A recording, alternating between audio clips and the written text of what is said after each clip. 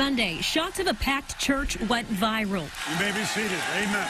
By Monday, Pastor Rodney Howard Brown of the River at Tampa Bay Church had a warrant out for his arrest. His reckless disregard for human life put hundreds of people in his congregation at risk, and thousands of residents who may interact with them this week in danger. Hillsborough Sheriff Chad Chronister said Brown encouraged members to show up in person amid the coronavirus pandemic, even providing bus transportation.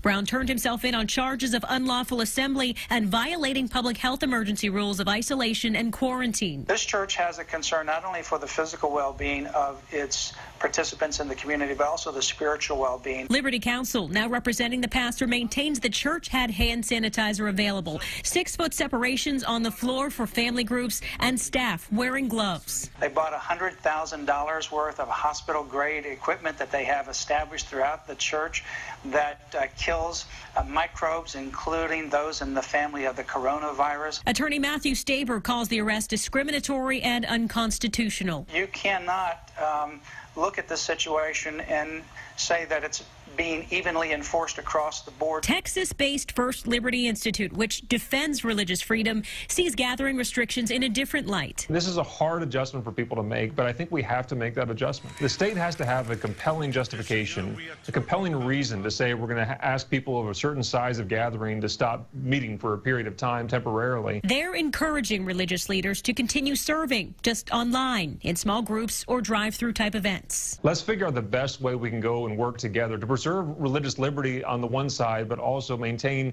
the public health on the other side of things. Those two can work together. Haley Hines, Fox 13 News. All right, Haley, thanks. So where exactly does the Constitution stand on when we have restrictions for gatherings, especially when you have a religious one? Well, check this out today. We spoke with William LaMarshall. He is actually a professor of law at the University of North Carolina. He's an expert in constitutional law, and he told Fox 13 today that if there's a dangerous epidemic that actually is putting communities at risk, there are, in fact, legitimate government reasons to restrict what otherwise would be constitutionally permissible. What does that mean? Well, what's not constitutional, let's start there. If the danger does subside, but the restrictions remain in place. Or, for example, if the restrictions were enforced on religious groups only. Listen.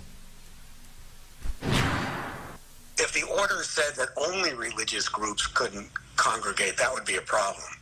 But as long as it's a neutral limitation, then it goes to political gatherings, it goes to religious gatherings, social gatherings, concerts, as you mentioned.